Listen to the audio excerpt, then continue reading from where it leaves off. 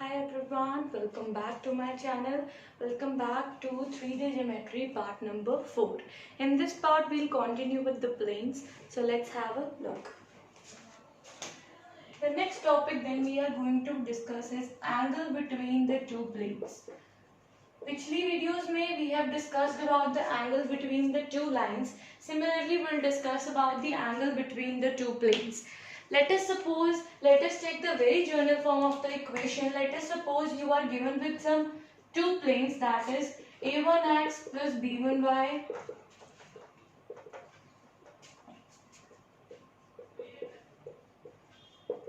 suppose you are given with these two equations. जिनको नहीं पता, for your information I want to tell you guys कि this is the very general form of equation, or you can say the normal form of the equation. Let us suppose this is equation number first, that is plane number first, and this is plane number second. Then the angle between these two planes will given by the formula cos theta is equals to, similarly जो हम lines में करते हैं similarly हम planes में करेंगे, multiplication of the dr's, जो भी इसकी डायरेक्शन रेशियोज हैं जिनको नहीं पता उनको मैं बता दूं कि a1 b1 c1 these are the dr's of plane number first and equation as a2 b2 c2, ये तीनों हमारे पास dr's हैं प्लेन नंबर सेकंड के. सो इन दोनों dr's को मल्टीप्लाई करो plus the addition upon the square root of a1 square plus b1 square plus c1 square and a2 square plus b2 square plus c2 square.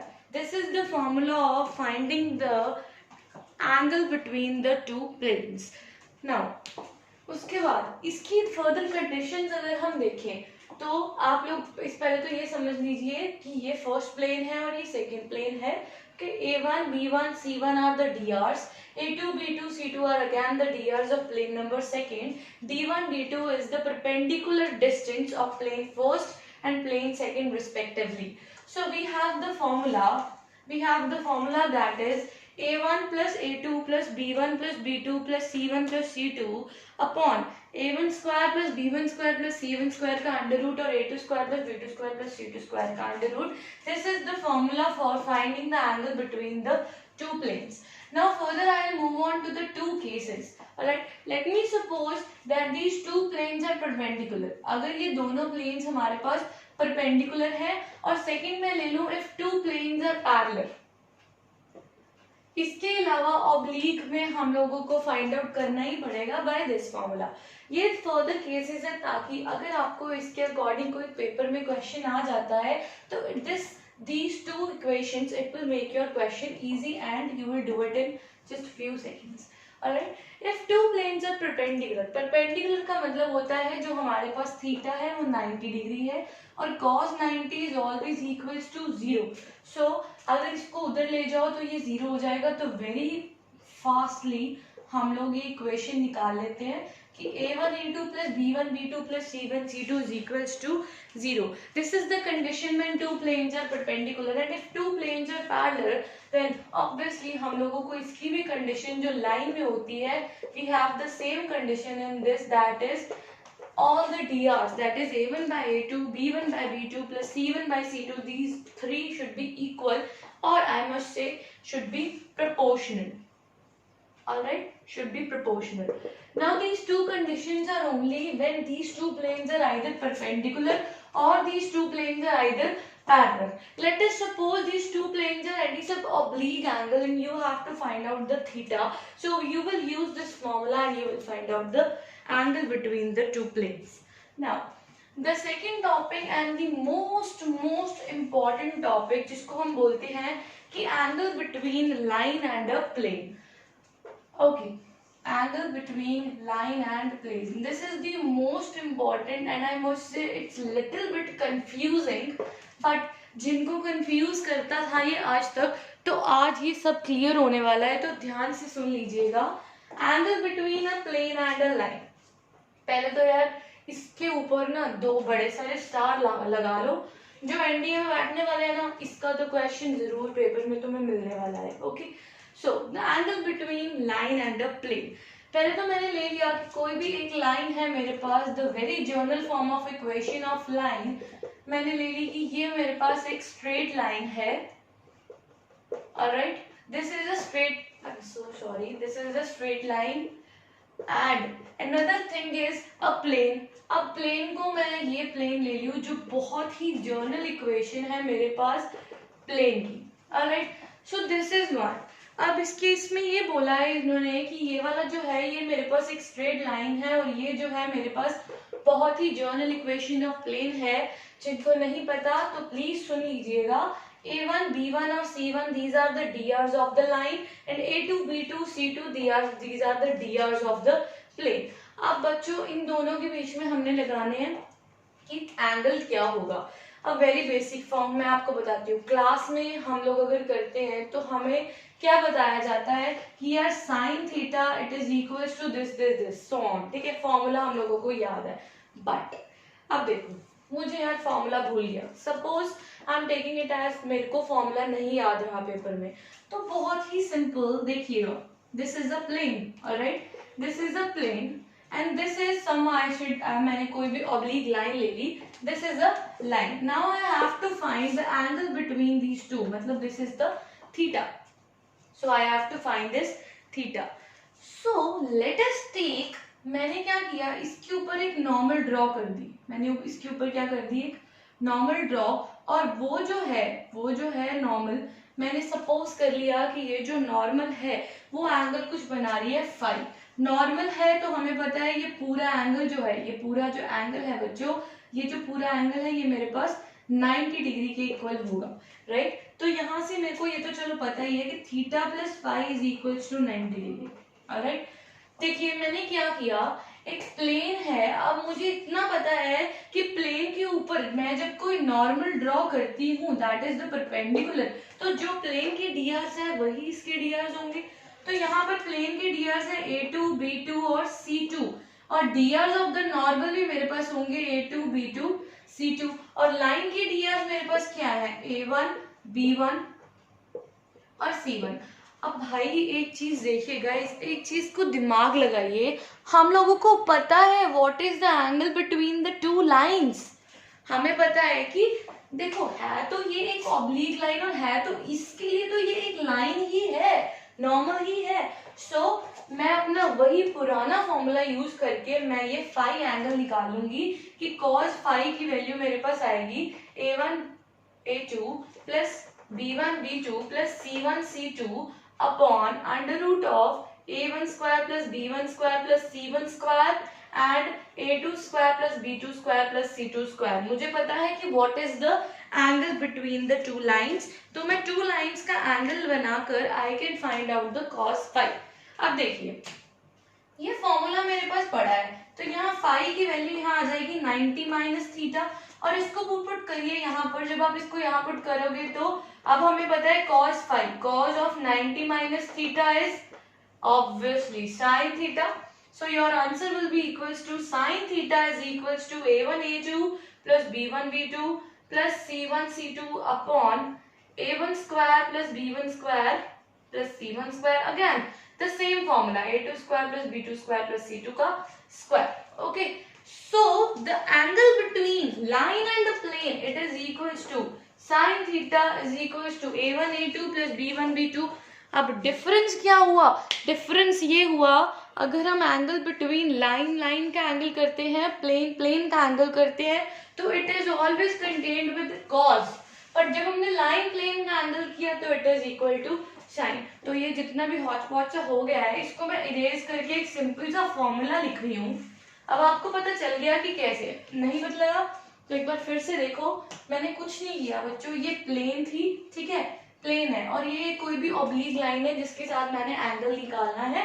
तो मैंने निकालना क्या है, बेसिकली मैंने ये थीटा एंगल निकालना है. ऑलराइट, प्लेन के डीआर्स मुझे दिए हैं A2 B2 C2 और लाइन के जो डीआर्स है वो A1 B1 C1 है. ओके, ये हमें पता है. तो मैंने कुछ नहीं किया, मैंने क्या किया, मैंने एक सिंपल नॉर्मल ड्रॉ कर दी. ठीक है, और हमें पता है कि अगर हम प्लेन के ऊपर कोई नॉर्मल ड्रॉ करते हैं जो प्लेन के डीआर्स है वही मेरे पास नॉर्मल के डीआर्स होते हैं. राइट, तो इसको मैंने ले लिया कि एंगल फाई है. अभी टोटल एंगल मेरे पास 90 है, टोटल एंगल मेरे पास 90 है। अपना फॉर्मूला लगा के मैं फाई निकाल सकती हूँ। फाई निकल आएगा तो 90 is equal to theta plus phi. Phi की जगह पुट करो 90 माइनस थीटा। ये तुम्हारे पास एक सिंपल सा रिजल्ट लेके आ गया बाहर, सिंपल सा रिजल्ट लेके आ गया कि sine theta is equals to a1 a2 plus b1। वही मैं बोलती हूँ कि सिंपल सा फॉर्मूला निकल आया कि angle between a line and a plane is equals to this. ठीक है, अब देखो, अब जो होने वाला है ना यहाँ पे क्वेश्चन में, वो बहुत ही इनक्रेडिबल सा है और बहुत ही इंपॉर्टेंट टू रिमेम्बर। ठीक है, अब जिनको तो नहीं पता था ना कि फॉर्मूला कहाँ से आता है, कैसे आता है, आई गेस उनको आज पता चल गया होगा। इसके लिए अब देखो, परपेंडिकुलर मैं लेती हूँ कि अगर ये प्लेन और ये लाइन दोनों परपेंडिकुलर है, या दूसरी साइड में लेती हूँ प्लेन और ये लाइन ये दोनों पैरेलल हैं। बच्चों अब जो ये होने वाला है ना उसको ध्यान से समझना। एंड मतलब इसमें कंडीशन जो होगी ना, जो कंडीशन होगी वो देखना क्या होती है। अगर लाइन परपेंडिकुलर है प्लेन के, इसका मतलब थीटा क्या हो जाएगा 90 डिग्री। मतलब इसकी कंडीशन मेरे पास क्या हो जाएगी, a1 a2 plus b1 b2 is equals to c1 c2 is equals to k। और उधर साइड में अगर ये पैरेलल है तो थीटा हो जाएगा मेरे पास 180 डिग्री या 0 डिग्री। मतलब साइन थीटा साइन 0 साइन 180 0। इसका मतलब a1 a2 plus b1 b2 plus c1 c2 is equals to 0। मतलब इसमें कंडीशंस क्या होगी मेरे पास, कंडीशंस हो गई मेरे पास उल्टा उल्टा, सारी कंडीशंस मेरे पास उलट हो गई। वैसे अगर हम बात करें, अगर हम लाइन या प्लेन की बात करें, अगर मैं बोलूं कि plane is perpendicular to plane या मैं बोलूं line is perpendicular to line, तो इन दोनों केसेस में मेरे पास कंडीशंस होती थी कि a1 a2 plus b1 b2 plus c1 c2 is equals to 0। और दूसरी केस में अगर मैं बात करूं कि plane is perpendicular parallel to plane या line is parallel to plane, line sorry I am so sorry, if plane is parallel to plane and line is parallel to line, तो इसमें हम कंडीशन करते हैं कि दीज टू drs, सारे drs जो है वो एक दूसरे के क्या होने चाहिए, प्रोपोर्शनल। बट अगर हम प्लेन परपेंडिकुलर टू लाइन बोलते हैं तो कंडीशंस जो है वो क्या हो जाती है मेरे पास, उल्टी पुल्टी conditions. So this was the most important topic of planes and line. So this was the angle between lines and planes and you have to remember these two conditions। ऐसे याद रख लेना यार, ये जो दो conditions है ये क्या होती है, उल्टा पुल्टा हो जाती है, alright, इंटरमिक्स कर जाती है। Just have a look। Okay, moving onwards to the next topic। Next topic is the distance। Distance, if you have to find, you are given with any point आपको given है x let us suppose x1 y1 z1 and you have given a plane given है ax plus by plus cz is equals to d। you are given with any plane and you are given with any point and you have to निकालना क्या है, इसमें आप लोगों को निकालना है distance of point from distance of point। मतलब बेसिकली ये पॉइंट है, ये प्लेन है, इन दोनों के बीच में मेरे पास क्या डिस्टेंस है ये मेरे को कैलकुलेट करना है। ठीक है, that is distance from point to the plane. Alright, तो इसका फॉर्मूला मेरे पास क्या होगा, इसका फॉर्मूला भी बहुत ही सिंपल है। तो इसका फॉर्मूला होगा डिस्टेंस इज इक्वल्स टू, क्या करो बच्चों, जो भी पॉइंट है वो प्लेन में पुट कर दो, जो भी आपके पास पॉइंट है वो प्लेन में पुट कर दीजिए और नीचे जो आपके drs हैं उसको क्या कर दीजिए, स्क्वायर रूट और स्क्वायर। और डिस्टेंस है तो मॉड तो आएगा ही आएगा, तो डिस्टेंस है तो मॉड आएगा। So this is the formula to find the distance of point from any plane या distance from point to any plane. Anything you can say? So this is also very basic and very important। Then we are just moving on with the shortest distance between two parallel planes and you will be end with the 3D। all right, shortest distance between two parallel planes। अब यार parallel बोल दिया तो हमें पता है जो उसके drs हैं, जो drs हैं वो तो ऑब्वियसली मेरे पास सेम होंगे। So let me suppose I have these two planes. Alright, these two are parallel planes. पता तो चल ही रहा है क्योंकि drs मेरे पास सेम है। तो इसका फॉर्मूला मेरे पास क्या होगा, डिस्टेंस का फॉर्मूला होगा। अब देखो डिस्टेंस है तो मॉड तो चलो आएगा ही आएगा, तो डिस्टेंस का फॉर्मूला होगा d1 minus d2 upon under root of a square plus b square plus c square.